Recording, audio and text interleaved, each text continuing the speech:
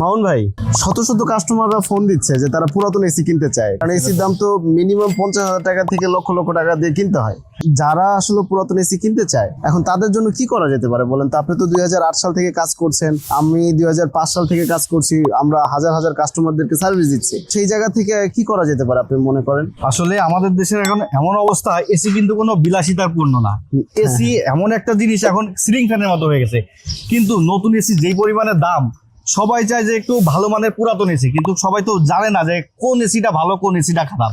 তো আমরা কি এটা করতে পারি যে একটা ভিডিওর মাধ্যমে সবাইকে জানিয়ে দিতে পারি, ভালো মন্দ বিষয় নিয়ে করে জাস্ট জানিয়ে দিলাম আমরা হ্যাঁ, ভিডিওর মাধ্যমে। মানে খুবই ভালো একটা পরামর্শ দিচ্ছেন যে আমরা যদি কয়েকটা টপিক নিয়ে কথা বলে সবাইকে জানাই দিই যে না, এই এসিটা এইভাবে দেখে কিনবেন, তাহলে খুব ভালো হয় আমার মনে হয়। তো চলেন তো আমরা ভিডিওটা বানায় ফেলি দ্রুত। তো চলেন।